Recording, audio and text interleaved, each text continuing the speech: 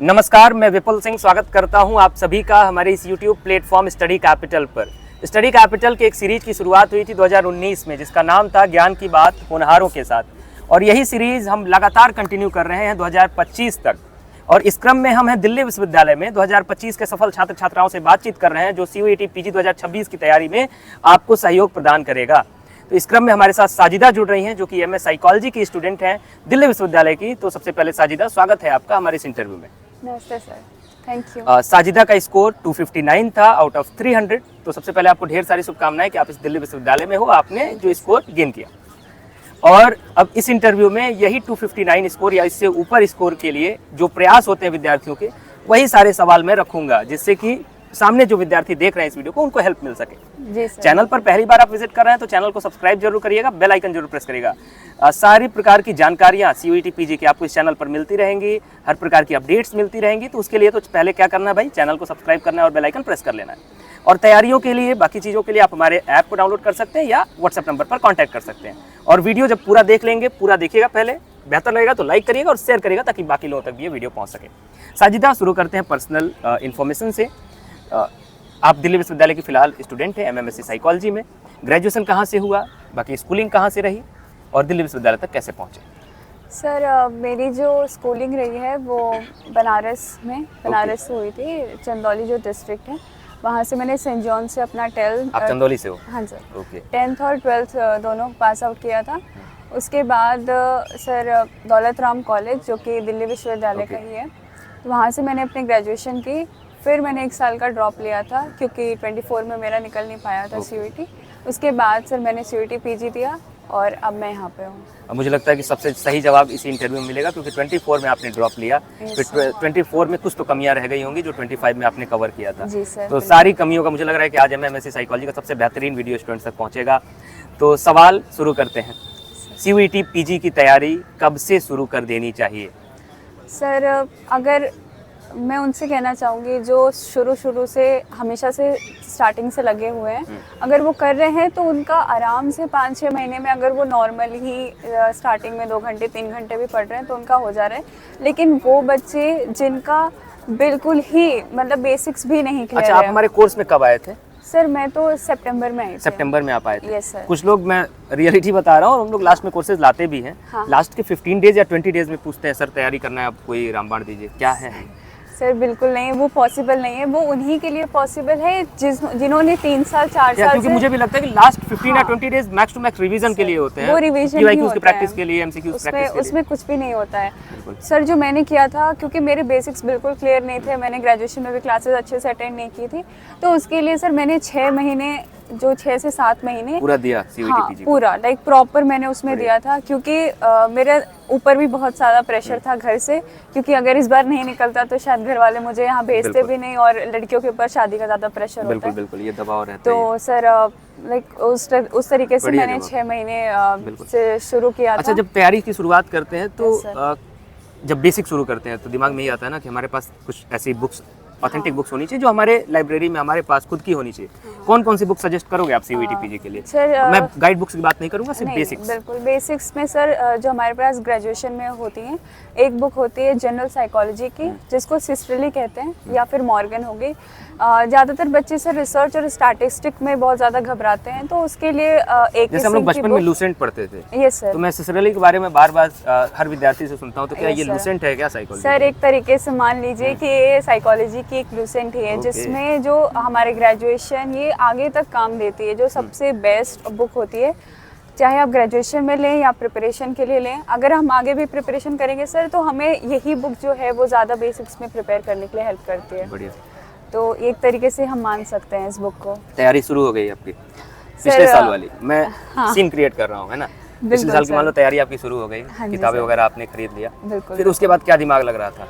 Sir जब मैंने course लिया था, तो कोर्स लेने से पहले क्या सोच रहे थे कि क्या, कहाँ जाऊँ, किससे तैयारी करूँ, स्टडी कैपिटल से ही क्यों करूँ? सर जब मैंने 2024 में एग्ज़ाम दिया था, तो उस टाइम पे कैसे फॉर्म भरना है, कैसे क्या चीज़ें करनी है, मैंने 1-2 क्लासेस डेमो वाली भी देखी थी स्टडी कैपिटल से। उस टाइम मैंने सर सेल्फ स्टडी की थी, तो उतना मैंने शायद ध्यान नहीं दिया था, इस वजह से मेरा जो स्कोर था वो 177 ही रह गया था। तो फिर उसके बाद मुझे पता था कि स्टडी कैपिटल है, मैंने वहाँ से इन्फॉर्मेशन ली है, फॉर्म भरना, हर एक चीज़ करना। मतलब पहले ही हमारी ऑथेंटिसिटी के बारे में आपने चेक कर लिया था? मैंने सर पिछले साल से ही मैंने करना स्टार्ट कर दिया था। तो उसके बाद मेरे दिमाग में ये था कि मुझे पढ़ना है, मेरे पास चीज़ें हैं, बस मुझे एडमिशन लेना है और मुझे स्टडी कैपिटल से ही करना है। और लोगों ने भी बहुत सारे सजेशन दिए थे, पर मेरा मन वहाँ जाता ही नहीं था। वो ऐसा होता नहीं कि एक कनेक्शन हो जाना। बिल्कुल, बहुत बढ़िया। तो मैंने जो हमारे मेंटोर थे उत्कर्ष सर, तो उनकी मैंने डेमो वीडियोस देखी थी। तो सर मेरे दिमाग में यही था, मैंने घर वालों से बात की जब मैं वापस उत्कर्ष सर के बारे में आप बातचीत करें, स्टडी कैपिटल के मेंटोर के बारे में। Yes, मेरा sir. सवाल होगा आपसे उनके विषय में भी। Yes, एक बात मैं विद्यार्थियों को बताना चाहूँगा, जैसा कि इन्होंने कहा कि ये पहले से ही जज कर रही थी कि हाँ स्टडी कैपिटल बेस्ट है हमारे लिए। बहुत सारे बच्चे क्या करते हैं कि कहीं इंस्टाग्राम पर, फेसबुक पर ऐड चल रहा है, उसके माध्यम से किसी कोर्स में चले जाते हैं। तो आप कृपया करके जो यूट्यूब पर जो ऑर्गेनिक तरीके से लोगों को चीज़ें सिखा रहे हैं और बता रहे हैं, इसका मतलब है कि वो व्यक्ति जो है उस तरीके से मेहनत कर रहा है और आपके जो सपने हैं उसको वो जीना चाहता है। यानी जो सपना आप जी रहे हो वही सपना वो जीना चाहता है। आपका मेंटोर आपका अभिभावक के तौर पे होता है। तो इस तरीके से ही आप लोग भी चयन करिएगा। कभी भी ये नहीं कि हम किसी का ऐड देखें और हम कोर्स ले लिए, तो ऐसी चीज़ों से बचना चाहिए। आप मेंटोर के बारे में बात कर रही थी, उत्कर्ष सर के बारे में बात कर रही थी। क्या फीडबैक है उत्कर्ष सर का, क्यों इतने लोग दीवाने हैं? सर उत्कर्ष सर सही बताएं तो इट्स लाइक कि जो हमारे जो सपने पूरे हुए हैं वो उन्हीं की वजह से हुए हैं। क्योंकि जिस तरीके से उन्होंने हमें गाइड किया, जिस तरीके से उन्होंने हमारे सारे जो डाउट्स थे क्लियर किए, तो सर उनको हम कह सकते हैं कि आज हम यहाँ हैं तो वो उनकी एक मेहरबानी है, उनकी जो उन्होंने जिस तरीके से हमारा साथ दिया। ये सौभाग्य भी तो होता है एक मेंटोर का। अगर आप Yes, देखें तो चैनल के फाउंडर के रूप में मेरा सौभाग्य है और उत्कर्ष सर का मेंटोर के रूप में कि आप पूरी की पूरी जो क्रेडिट है आप सजेस्ट कर रहे हो स्टडी कैपिटल को। बहुत सुंदर बात है। जब एग्ज़ाम की तैयारी में मान लीजिए तैयारी आप जुड़ गए, हमारे कोर्सेज के साथ जुड़ गए, खूब मेहनत से तैयारी हो रही है। Yes, sir. एग्ज़ाम जब नज़दीक आता है तो कई चीज़ें फंसती हैं, रिवीजन Yes, sir. और प्रैक्टिस। रिवीजन का मतलब हमारे पास नोट्स होना चाहिए। Yes, अगर sir, नोट्स बिल्कुल। नहीं तो रिवीजन नहीं, और रिवीजन नहीं तो शायद एग्जाम बेहतर नहीं। बेहतर तो नोट्स और रिवीजन के बारे में आपके क्या रिमार्क्स हैं? सर नोट्स का ऐसा था कि जैसे जैसे हमारे क्लासेस लेक्चर्स वगैरह होने लगे थे, उसके बाद सर हमें नोट्स प्रोवाइड करने के लिए सर ने हमें प्रॉपर नोट्स भी दिए थे, बुक रेफरेंस दिए थे। तो स्टार्टिंग में बुक से नोट्स पढ़ के हमने अपना शॉर्ट नोट बना लिया था। Okay. तो जो मैंने ऐसे किया था सर, जो 10 पन्ने की मान लीजिए अगर एक चैप्टर है, एक टॉपिक है, उसका मैंने सिर्फ एक जो आते हैं ना स्टिकी नोट्स, सिर्फ उतने में ही मैंने कई लोग पूरा कर सोचते हैं ना लिया कि था। जैसे 10 पेज का नोट्स है तो 10 पेज का अगर कोई चैप्टर है तो मैं उसको 5 पेज का नोट्स बना दूं, उससे कुछ होगा नहीं, रिवीजन कर ही नहीं सर सकते। नहीं सर, वो होता है ना कि आप जब स्टार्टिंग में पढ़ते हैं तो आपने 10 से 5 किया, फिर आप करते हो तो 5 से आप 2 पे लाते हो, 1 पे लाते हो। लेकिन जब आप लास्ट डे एग्जाम का करते हैं तो वो आपके पास टाइम ही नहीं होता और इतना प्रेशर होता है, इतना नर्वसनेस होती है। नोट्स ऐसा होना चाहिए कि बस एकदम कम से कम समय में उसके माध्यम से रिवाइज हम कर बस सकें। 2 लाइन देखें तो हमें पूरा चैप्टर याद हो जाए। तो सर मैंने वैसे ही किया था। अच्छा, notes को रिवीजन के लेके। साथ हाँ बताएं बिल्कुल। हाँ सर बिल्कुल। और उसके बाद पीवाईक्यूज मैंने स्टार्टिंग में बस देखे हुए थे कि पीवाईक्यूज कैसे होते हैं, किस तरीके से आएंगे, क्योंकि मेरा एक्सपीरियंस रह चुका था, मैंने 1 साल दे दिया था पेपर। Okay. तो मुझे आइडिया था कि कहाँ से कैसे आएंगे। बाद में लास्ट टाइम उसके बाद पीवाईक्यू सॉल्व करना, हर एक चीज़। पीवाईक्यूज के बारे में वही पूछना था मुझे। हाँ सर। पीवाईक्यूज के बारे में बताओ, जैसे कि स्टूडेंट को पीवाईक्यू क्यों सॉल्व करना चाहिए, क्यों देखना चाहिए पीवाईक्यू, और उसके बाद जब एग्जाम नज़दीक आता है तो मॉक टेस्ट प्रैक्टिस क्यों जरूरी होता है, क्या क्या चीज़ें सीख जाता है आदमी मॉक टेस्ट से? सर पीवाईक्यूज इसलिए ज़रूरी होता है क्योंकि आपको पहली बात तो पैटर्न पता लग जाता है कि किस तरीके से क्वेश्चन आ रहे हैं, कहाँ से क्वेश्चन आ रहे हैं। उसके बाद में पीवाईक्यूज का इतना ही रोल होता है, ज़्यादा नहीं होता है। उसके बाद मेन जो रोल होता है सर वो मॉक टेस्ट का होता है। आपने सब कुछ पढ़ लिया तो हमें सर जब हम किताब खोलते हैं ना तो हमें ऐसा लगता है कि अरे ये तो मुझे आता है, ये तो मुझे आता है, लेकिन जैसे हम किताब बंद करते हैं ऐसा लगता है हमें कुछ भी नहीं आता है। तो वो जो मॉक टेस्ट होता है वो हमारे प्रिपेयर करता है, हम वहाँ पे पहली बार टाइम मैनेजमेंट सीख लेते हैं। अगर हमसे कोई गलती हो रही है, किस तरीके से हमें, मेनली आजकल जो पेपर होते हैं सीबीटी बेस्ड होते हैं, तो हमें वहाँ से एक प्रॉपर आइडिया मिल जाता है कि हमें कैसे करना है, अगर कोई गलती होगी कैसे हम क्वेश्चन आगे पीछे कर सकते हैं। वो एक प्रॉपर जो आपके एग्ज़ाम की प्रिपरेशन करा देता है, टाइम मैनेजमेंट हो जाता है।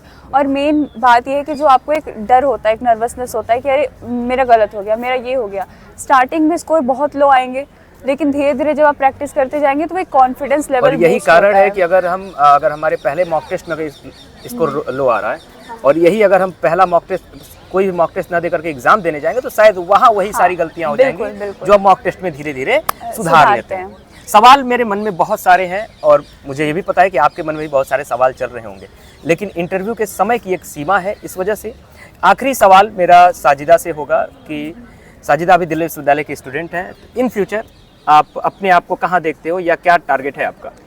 सर मेरा टारगेट तो वैसे पीएचडी करने का है। Okay. तो अभी साथ साथ में मतलब स्टार्टिंग हुई है, उसके बाद में प्रिपरेशन स्टार्ट करेंगे आगे का पीएचडी नेट जेआरएफ का। हमारे चैनल पर आपको वीडियोस तो लगातार मिल रहे हैं हर तरीके के, लेकिन लास्ट रिमार्क साजिदा आपसे कि एमएमएससी साइकोलॉजी की तैयारी में या सीयूटी पीजी की तैयारी में कौन सी गलती नहीं करनी चाहिए, और अगर कोई स्टडी कैपिटल आज चुनने जा रहा है कि हाँ स्टडी कैपिटल के साथ ही मैं चलूँगा अपनी तैयारी के लिए या चलूँगी, तो क्यों स्टडी कैपिटल? सर देखिए, गलतियाँ होंगी, सबसे गलतियाँ होती हैं, ऐसा नहीं है कि कोई गलतियाँ नहीं करता, सबसे गलतियाँ होती हैं। आपको अपने ऊपर एक भरोसा रखना है कि आपसे हो सकता है, उसके बाद अपनी धीरे धीरे गलतियों को सुधारें। अगर आपके पास मेंटोर हैं तो आप उन मेंटोर से बातें करें, आपके मेंटोर वो सारी हेल्प करते हैं। और रही बात स्टडी कैपिटल की, क्योंकि मेरा 2 साल से मैं इनके साथ में जुड़ी हुई हूँ, तो मुझे पता है कि कितने ऑथेंटिक हैं ये। और एमएमएससी साइकोलॉजी के लिए उत्कर्ष सर, जो कि मुझे ऐसा लगता है कि स्टडी कैपिटल में सबसे ज़्यादा उनका नाम छाया हुआ है मेंटोर के तौर पे। तो अगर आपको प्रिपरेशन करनी है तो आप उनसे जुड़ें। जिस तरीके से वो आपको गाइड करेंगे बेसिक से लेके, वो एज अ मेंटोर वो पढ़ाते हैं, वो सब कुछ करते हैं, पर वो आपका दोस्त बन के आपकी सारी जो भी डाउट्स हैं एक नॉर्मल, वो सब कुछ मदद करते हैं। तो एक दोस्त से बेहतर आपको कोई नहीं सिखा सकता। बहुत सुंदर। तो ये सवाल और जवाब का सिलसिला हमारे अगले वीडियोस में भी चलता रहेगा। बहुत सारे इंटरव्यू वीडियोस इस चैनल पर मिलने वाले हैं, तो उसके लिए पहला काम चैनल को सब्सक्राइब करना और बेल आइकन प्रेस करना। यहाँ तक इंटरव्यू देखे हैं तो वीडियो बेहतर लगा होगा, कुछ लाभ मिला होगा, तो वीडियो को लाइक और शेयर भी करिएगा। तैयारियों के लिए आप स्टडी कैपिटल का ऐप डाउनलोड करें, लिंक डिस्क्रिप्शन बॉक्स में है। व्हाट्सएप नंबर आपकी स्क्रीन पर विजिबल हो रहा है, और आपके हर एक प्रॉब्लम का सॉल्यूशन स्टडी कैपिटल प्रोवाइड कराता है। इसलिए ऑथेंटिक अपडेट्स के लिए, ऑथेंटिक जानकारियों के लिए स्टडी कैपिटल के साथ जुड़े रहिएगा। फिलहाल हम दिल्ली विश्वविद्यालय में हैं, अन्य विद्यार्थियों से भी बातचीत करेंगे और सारे वीडियोस आप सभी तक पहुंचेंगे। तब तक के लिए आप सभी पढ़ते रहिए, हंसते रहिए, मुस्कुराते रहिए। बहुत बहुत धन्यवाद। नमस्कार।